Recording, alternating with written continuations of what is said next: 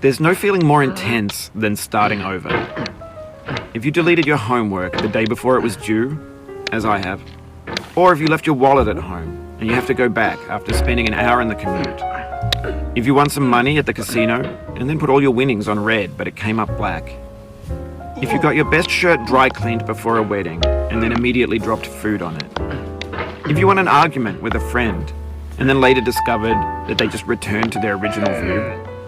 Starting over is harder than starting up. If you're not ready for that, like if you've already had a bad day, then what you're about to go through might be too much. Feel free to go away and come back. I'll be here. Alright, thanks for coming with me on this trip. I'll understand if you have to take a break at any point. Just find a safe place to stop and quit the game. Don't worry, I'll save your progress, always, even your mistakes. This game is a homage to a free game that came out in 2002, titled Sexy Hiking. The author of that game was Jazuo, a mysterious Czech designer who was known at the time as the father of B games. And B games are rough assemblages of found objects. Designers slap them together very quickly and freely, and they're often too rough and unfriendly to gain much of a following. They're built more for the joy of building them than as polished products.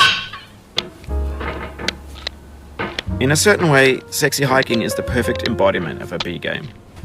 It's built almost entirely out of found and recycled parts, and it's one of the most unusual and unfriendly games of its time. In it, your task is simply to drag yourself up a mountain with a hammer. And that act of climbing, in the digital world or in real life, has certain essential properties that give the game its flavor. No amount of forward progress is guaranteed. Some cliffs are too sheer or too slippery. And the player is constantly, unremittingly in danger of falling and losing everything. Anyway, when you start Sexy Hiking, you're standing next to this dead tree that blocks the way to the entire rest of the game. It might take you an hour to get over that tree, and a lot of people never got past it. You prod and you poke at it, exploring the limits of your reach and your strength, trying to find a way up and over. And there's a sense of truth in that lack of compromise.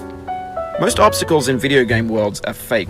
You can be completely confident in your ability to get through them once you have the correct method or the correct equipment or just by spending enough time. In that sense, every pixelated obstacle in Sexy Hiking is real. The obstacles in Sexy Hiking are unyielding, and that makes the game uniquely frustrating. But I'm not sure Jazuo intended to make a frustrating game. The frustration is just essential to the